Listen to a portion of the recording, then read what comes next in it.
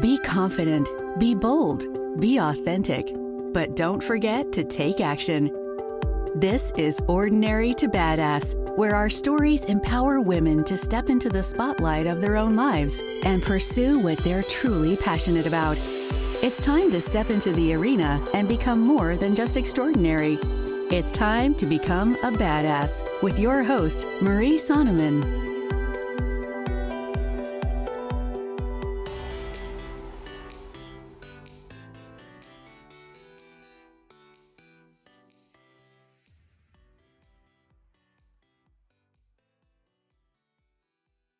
Welcome to Ordinary to Badass, episode number 211.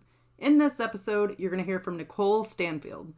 And Nicole, she personally experienced burnout, and now she helps entrepreneurs who struggle to take time away from their business to create sustainable work-life balance.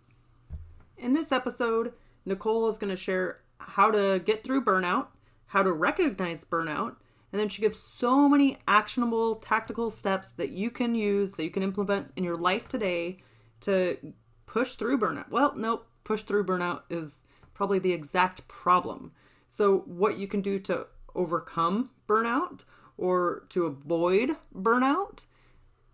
It's easy to get in the habit of work, go, but long term, that might not sustain you. So listen to this episode. I know that you're absolutely going to love what Nicole has to say. But before we start, I want to tell you about the Ordinary to Badass Facebook group. If you're not aware, it's Ordinary to Badass Facebook Community is the actual name of the group in Facebook. I would love for you to join. It's for other badass women or women aspiring to be badass women, and we're propelling each other forward. It's a girl gang, but in a good way. If you're looking to push your boundaries or push out of your comfort zone, but have a group of women who are there to support you along the way, then this is absolutely the group for you. Or if you want to continue the conversation from the podcast, then that's the group to join. So Ordinary to Badass Community in Facebook, join today. Let's get to the episode.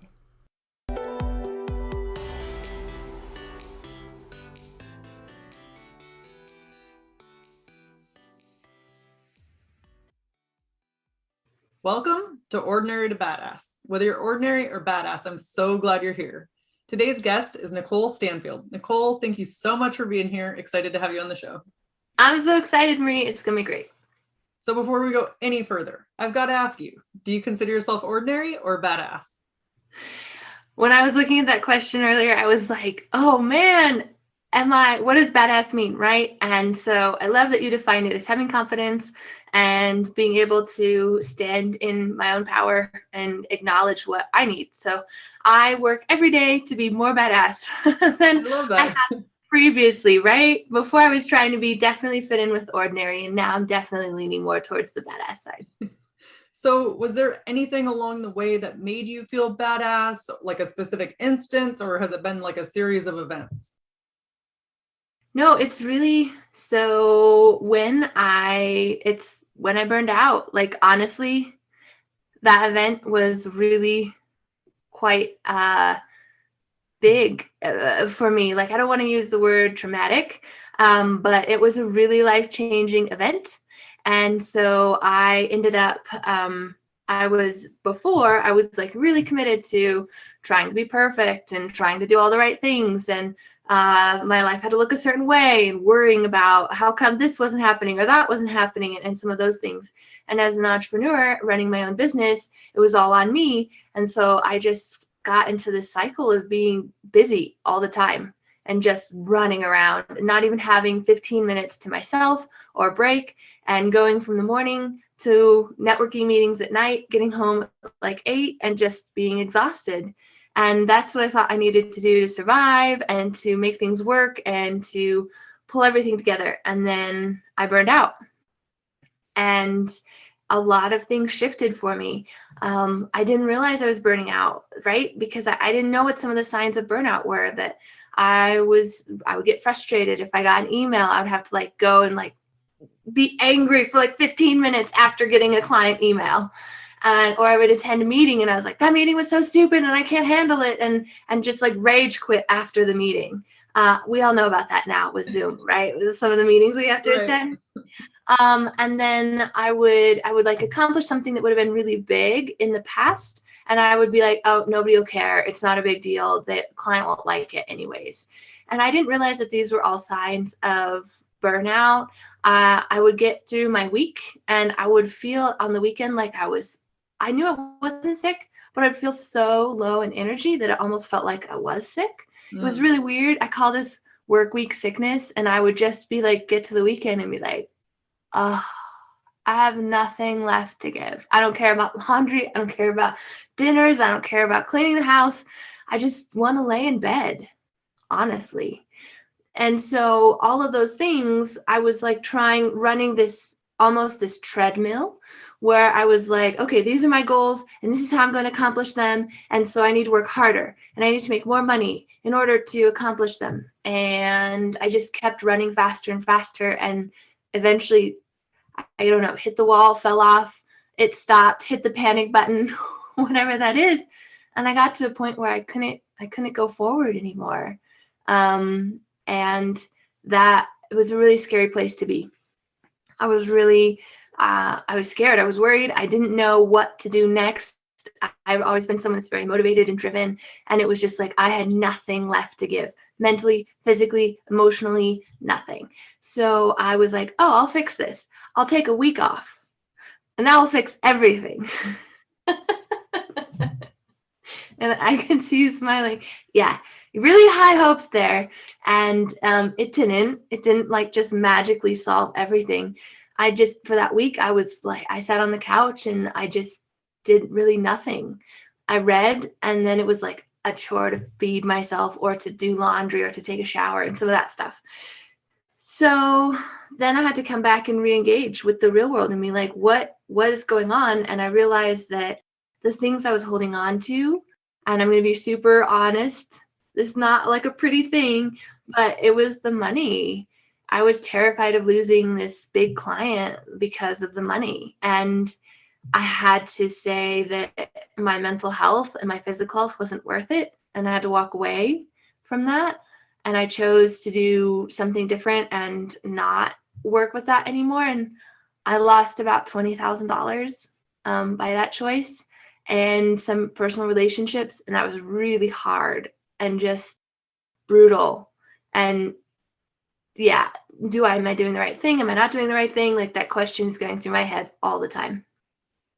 And so that frustration and that just like exhaustion, overload, and overwhelm, it was sort of like a crucible that in the end, after I had a couple of months of being like super, not having very many commitments, being very free, having free time to just do whatever I needed to do to help heal myself, then I discovered that I don't want to go back to some of those things where I was. I refuse to have my calendar filled every single day, all the time, all of my no spare time in between it, rushing around from thing to thing. So I've had to tell people no, which is good. And it always sounds good. Like, yes, tell people no, but it can be really hard to set those boundaries and tell people no and be like, actually, I can't give energy to your thing because I barely have energy for myself. So that is where I head more towards acknowledging my needs. To me, is more of a badass attribute of being, and not having to be mean about it, but being like, this is a healthy boundary and I'm going to communicate that to you. And these are my needs and I acknowledge them. Yeah, that's so important and so powerful. And really, I love your journey and the story because it's like we were talking before we even started the podcast. It's the traditional, like, badass, like, be tough, power through, get done, and then here, our version of badass is like confidence and mindset and like doing what you have to do for yourself instead of what the world tells you that you have to do. So I think I love that. Thanks. Yeah.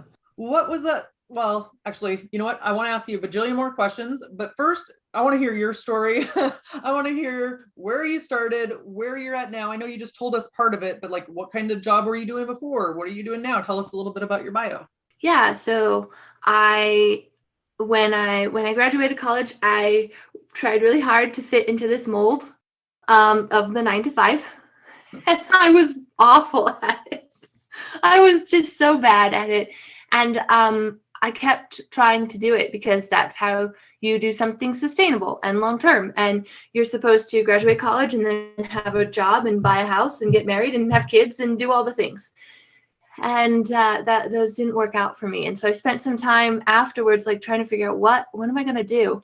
And so in 2014, I decided to become a copywriter, and I started my own business. So I did online marketing, and that's where I put my foot in and to entrepreneurship, and I was like, oh, this is cool. This is good. And I had that startup mentality, and I was like, okay, I want to make this work. So I'm going to sacrifice whatever I have to it. And I didn't really have tons of finances, but I had plenty of free time. So I was like, that's what I'm going to give to it.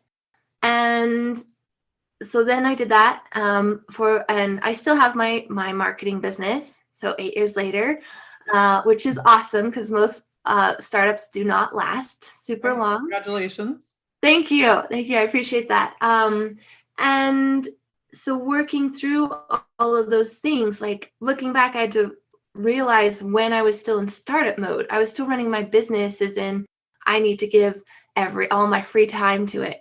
It's my baby, right? I'm growing this thing and I need to make sure that it survives. And so sometimes that was at the detriment to myself. So then in 2018, I burned out, and I also started my coaching business, and I wanted to help people shift, which this is ironic. I wanted to help people focus on taking care of themselves and their needs. So, which is ironic because it happened, that was the year I burned out. And so then I needed to focus on that myself. And so since then, I have another business that I do some with. So right now I have about 3 businesses. And in the end, I think that's where entrepreneurs are. I know that I'm more successful when I can do multiple different things, use different parts of my brain. And also what helped me survive 2020 and all of a sudden all the changes that happen.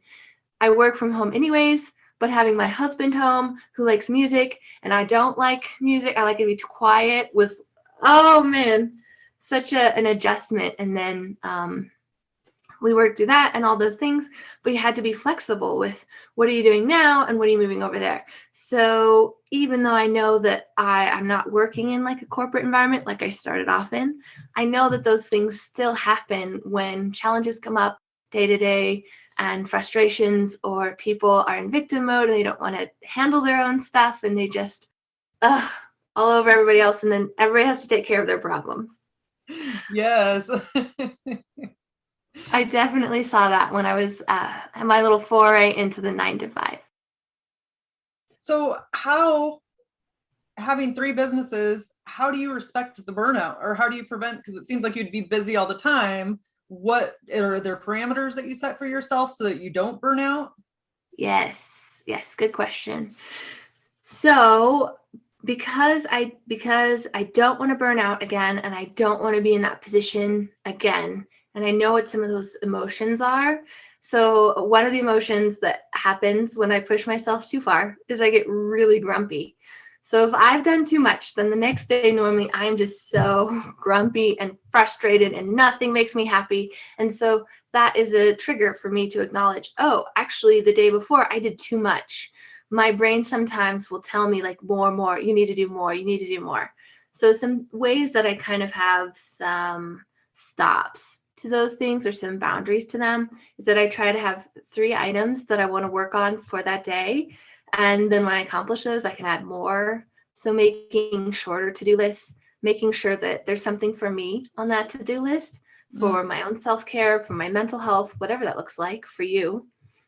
And then in my calendar, I have scheduled times during my day that maybe I don't always meet those times, but it's a reminder when I see it. So I have a scheduled lunch, and then I have a scheduled time for the end of my day. And then I have a scheduled reminder that I want to take time for myself, free time, apart from other commitments or things that need to happen around the house or things that someone wants me to do. Sometimes I might give up that time in order to give it to someone or to have a conversation with someone they care about or whatever that is. but having the reminder in my phone helps me remember that that isn't just free time that doesn't have anything in it. I'm intentionally choosing, okay, I'm not going to do my self-care time right now. Instead, I'm going to talk to my best friend, which can also fill me up. So that's great. Right. So it helps shift away from, I used to look at my calendar and I would see empty space and be like, oh yeah, I have time for that. But I've called that the hidden no, because every time you say yes to something, you're saying no to free time, downtime, you time, whatever you want to do time.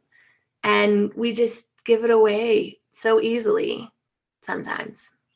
So how do we avoid the hidden no? Is it simply by scheduling, like you said, or what are things we can do to stop doing the hidden no? Yeah, so one of the things that I found most effective is to have it scheduled out. If I'm going to take time for myself, where I want this hour and a half to be for dinner, and we're going to make dinner and then we're going to eat it, whatever that is. If I open my calendar and there's a block there that's scheduled, it's a lot harder for me to say no, because I'm used to looking at it and being like, oh, block means it's filled. Even if it's something like self-care, personal time, something that could be moved around, I'm going to be a lot less likely to say yes if I see that there's something there. So that one is one boundary that helps me. Another thing that helps me is to have an in time for my phone for my day when I'm going to not check email, because a lot of times that stuff will come through, or it'll come through in like a text or something like that. So setting it aside and not checking that at 8 or 9 p.m., when then it'll shift your energy and you might be like slowing down for the night, and then you all of a sudden have to schedule something, or you have to move something, or whatever that is. So those are two ways that I help give myself permission to take time for myself. And I acknowledge that I need that time. I think before I was like, I don't need that. I only need to take time for myself when I'm really busy, or when I'm really stressed, or it's a stressful time of year like the holidays. But I realize that I need small increments of it all the time throughout my day, whether that's taking my dogs for a walk, or reading a book, or going out dancing, whatever that looks like. I want to make sure that it is an included part of my day and that I don't just steamroller over it, because I used to be pretty bad about that. To Beers, take a page out of Nicole's book. Don't just steamroll over your self-care time, because it's so important.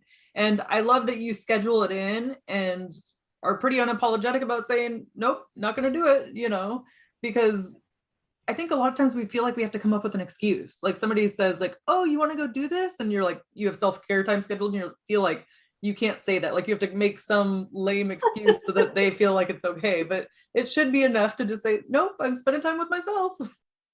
Right. And I find that when saying no, it really helps me remember there are three things. One, no is a complete sentence. And I forget that a lot, right? I'm trying to come up with an excuse like, I have soccer practice for my husband and all these things that I have to do. And they're like, oh, well, we'll go together to soccer practice. And being like, that's not what I wanted. And then the second thing is that a lot of times we feel like we need to add more to that sentence. So just saying, thank you for thinking of me, or no, thank you, I'm good. Though that kind of helps cut off the sentence, right? And stop it. And then the third one is one that I've used a lot, and it kind of gives me permission to say that it's okay if I'm putting myself first.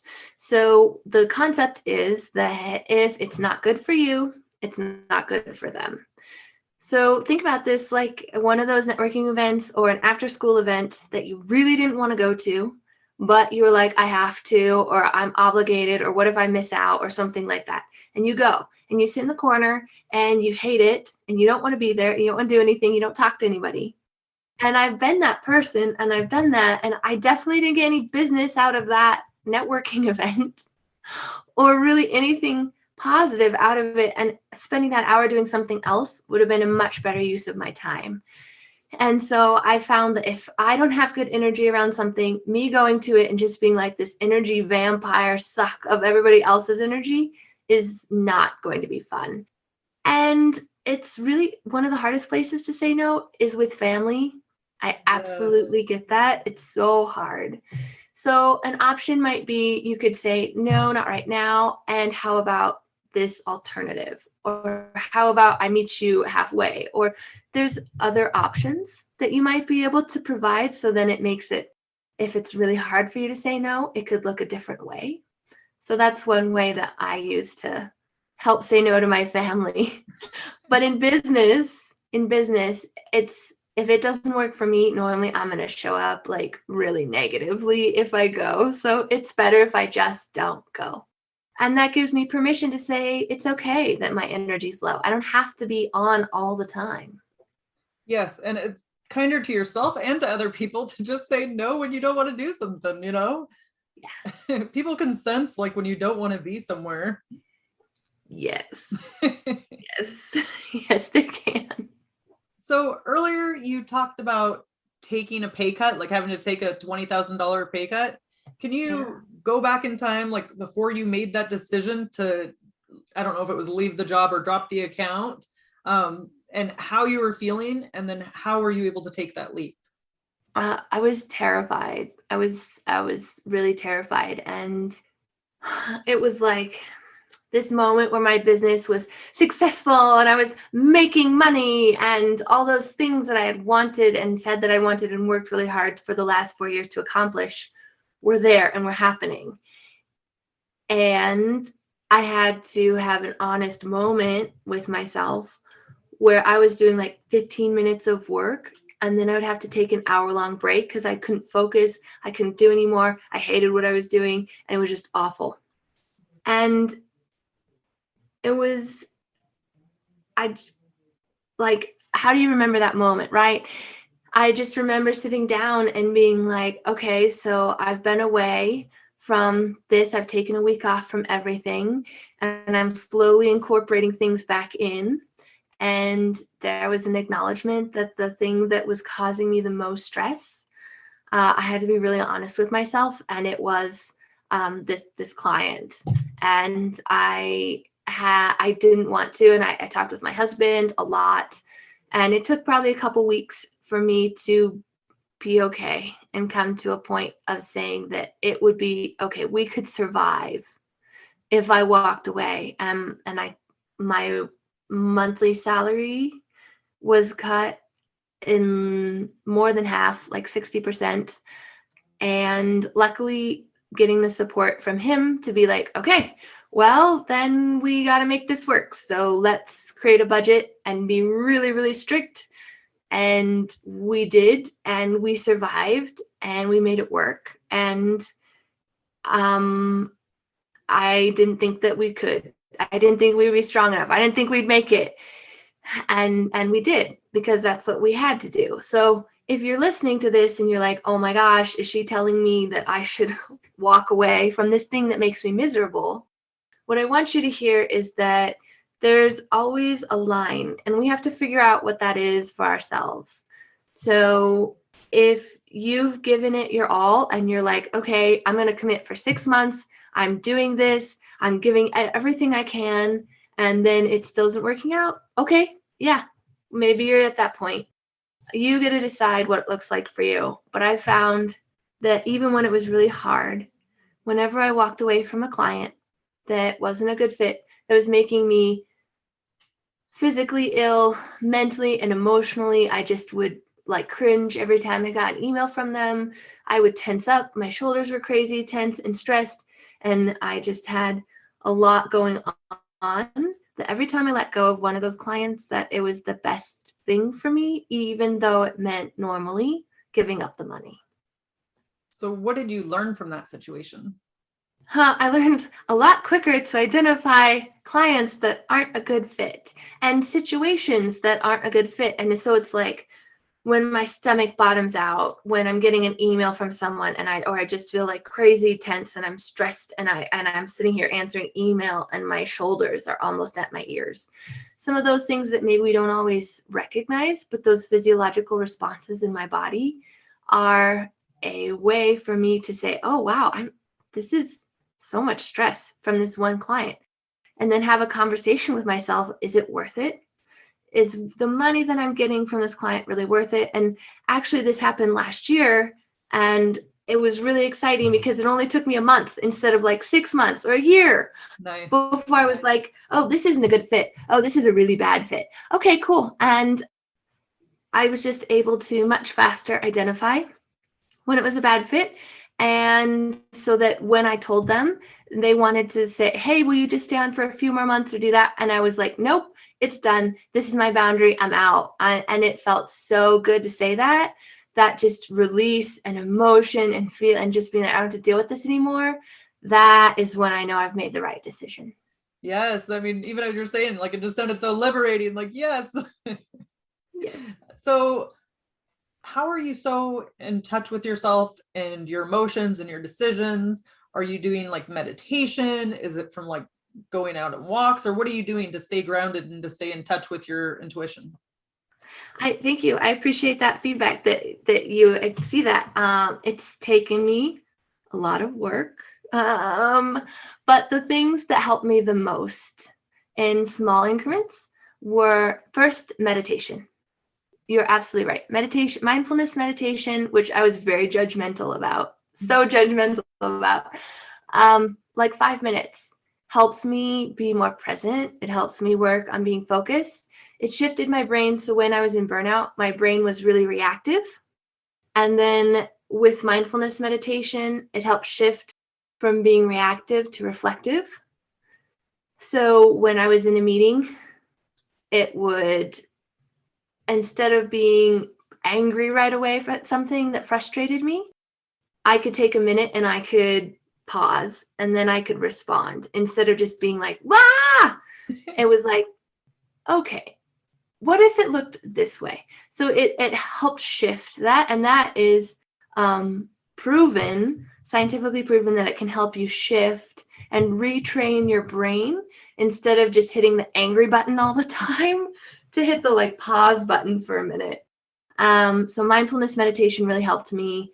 And I do it so many different ways, with like an app or with a timer or just silence or sitting in my car or before something like an interview, like I had meditated before today. So I could just be really present during our conversation. Yes. I know. Yeah, Go ahead. Sorry. Do you do meditation? Yes. I'm like obsessed with it.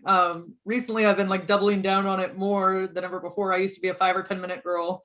And then I'm doing a 90-day challenge for an hour a day. So it's interesting. How's that going? Going great. I'm about 40 days in, and yeah, it's amazing how it just kind of takes the edge off or takes some of the stress off and just makes me more decisive. Yeah, it's crazy. It's kind of like being in the Matrix, where it's like before you used to step into the bullets, and now when you're in, like, you just see them go by and be like, oh, that used to really make me angry. Huh. Right. Okay. Yes, oat beer is definitely something to try. Yes, and so I was so judgmental towards it. I was like, that's woo-woo stuff. I will never do that. No.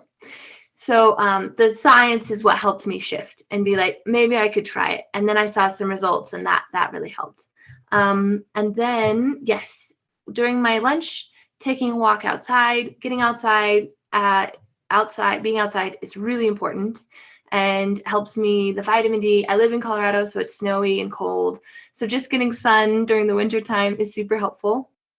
And then there was so I've worked with a coach previously. And I feel like if you're working in a mastermind or working one-on-one with a coach, or you're doing personal development work, it helps challenge you.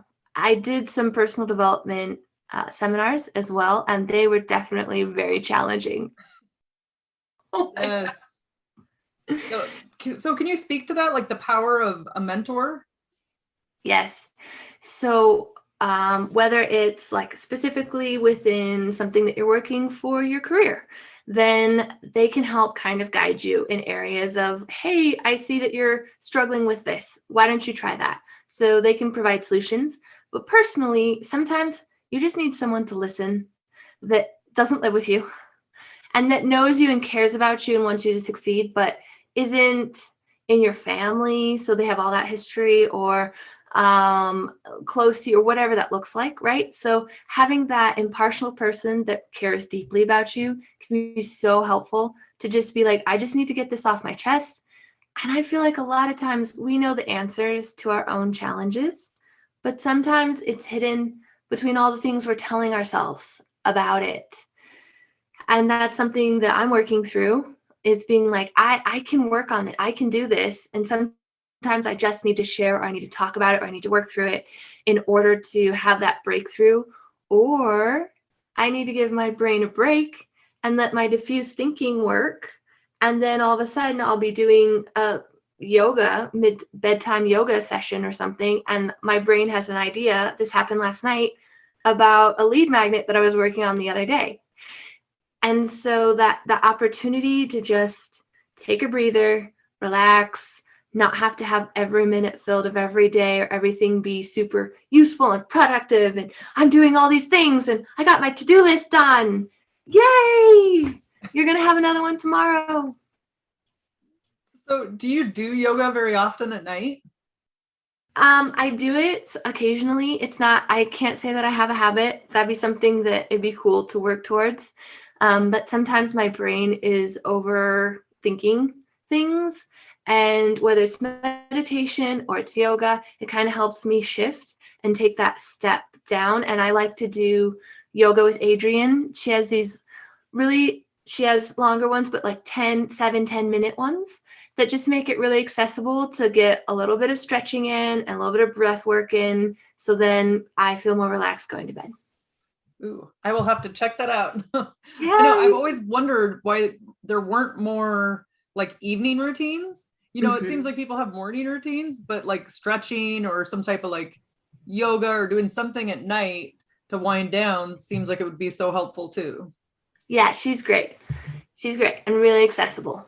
Okay, cool. I'll check it out. So earlier you mentioned signs of burnout. And what are the signs of burnout? What is it that we would look for to find out, like, if we're getting close to being burned out, or if a friend or family member is maybe suffering from burnout? Good question. So the 3 scientific signs of burnout are a lack of energy, a lack of motivation, and a lack of confidence. So this is when I was talking about a lack of energy, like work week sickness, just getting to your weekend and being like, I don't even care about anything. I just want to stay in bed because that's the only place I feel like I can take a break. And then lack of motivation, just felt like why was I doing the things I was doing? It didn't matter. Nobody cared. I wasn't making a difference anymore. Like all those things that your brain can sometimes tell you. And then for me, lack of confidence, my creativity dried up, and I was doing marketing. So creativity is really important, coming up with different campaigns and things. And I've always been very creative and had lots of ideas, and I had nothing. My well had run dry, and that was really scary. So because of that, there wasn't really anything out there about burnout that was a quick and simple way for me to tell. So I created my own burnout quiz. That's like 2 minutes and just kind of a little bit of a dipstick on what it might look like for burnout to show up for you, some things that you can do about it. And I share that. If any of your listeners want to check that out, that's on my website. Okay. And where can we find that? At myintuitioncoach.com. And so it's just on the homepage, or you could also you could go /burnout quiz. So what's something that we can do to find more balance? So if someone is listening to this and they're just hearing me talk and being like, I need balance, yes, but I don't know what to do. I don't know how to take it. Where do I say no? How to identify those things, right? So the first thing that I find is that your cup is probably really, really, really empty. And if it's not empty, it's got only a tiny little bit in it, and you're giving from almost nothing. So the first thing is to figure out a way to help kind of give yourself a bit. Give yourself a little bit amount, a little bit of good energy, a little bit of helping fill you up. So what I ask people to do, the first thing is to think about something that you could spend $5 to $10 on that would bring a smile to your face? What would yours be, Marie? Probably a cup of coffee. Right? I've got coffee, I've heard sushi, I've heard ice cream, I've heard coffee's a really big one. But for me, it would be fresh cut flowers. I love roses. I know some people will be like, that's stupid because they're dead and they're going to die in like a week, and that's fine. They always bring a smile to my face.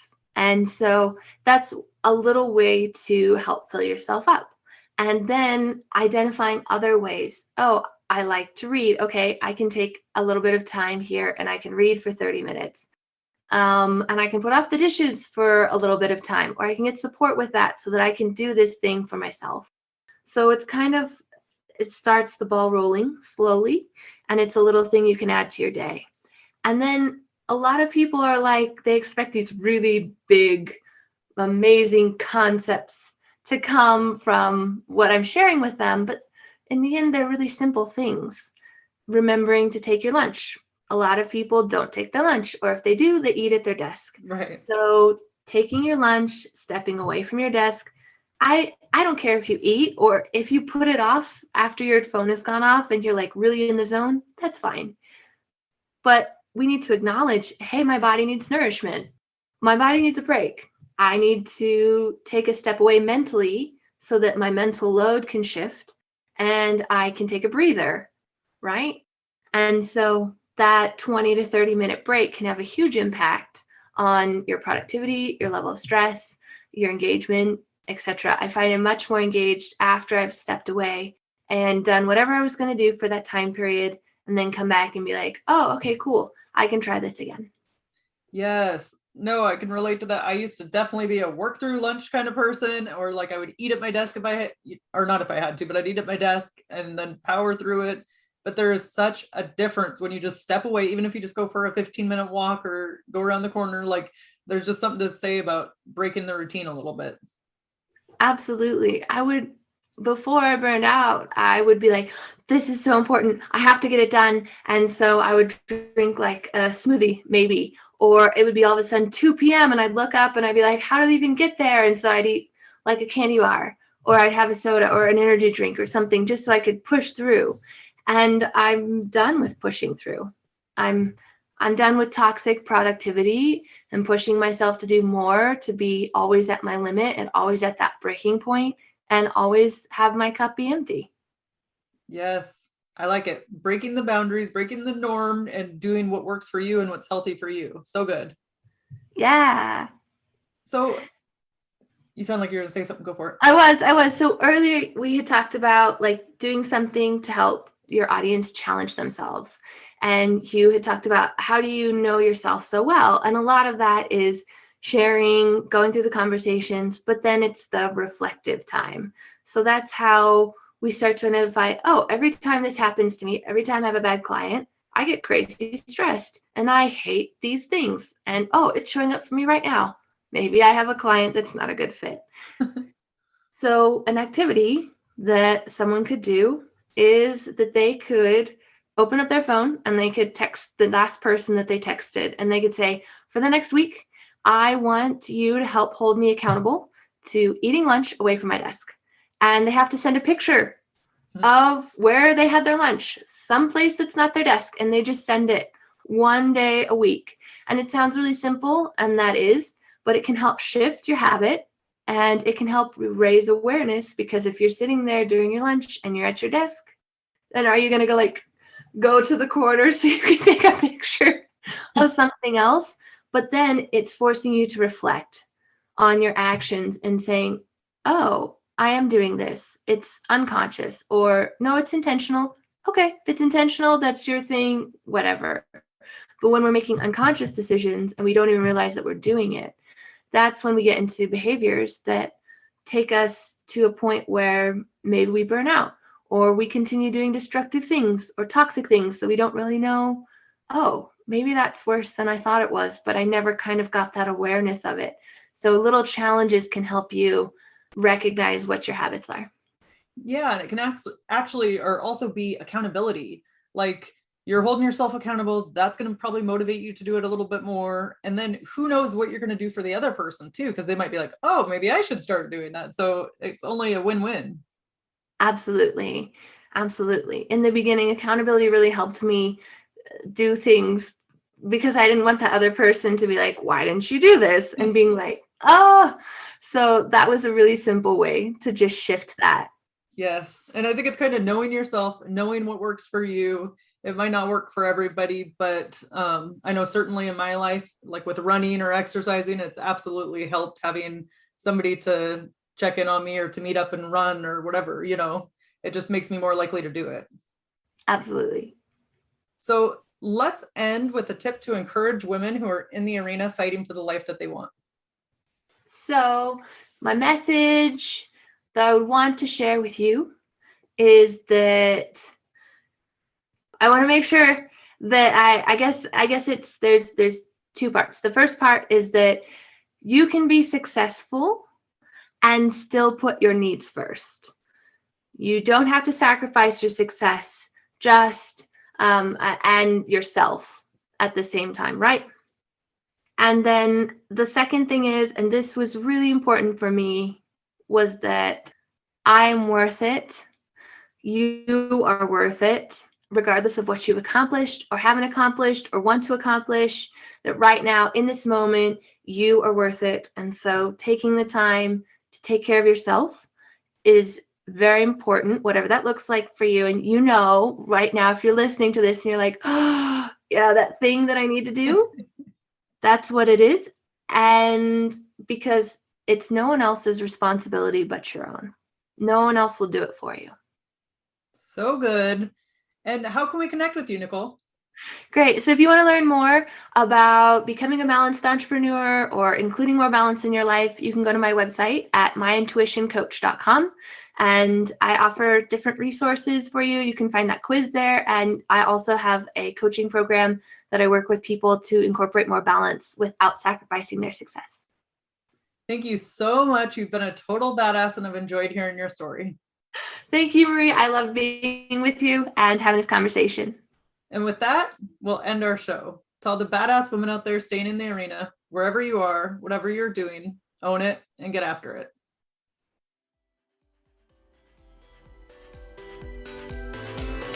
Now that you've listened to this episode of Ordinary to Badass, we want to hear from you.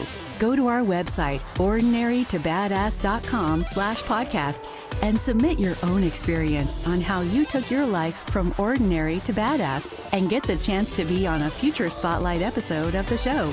That's ordinarytobadass.com/podcast. While you're waiting for the next episode of the show, wipe off the sweat, dust off the dirt, and get back in the arena.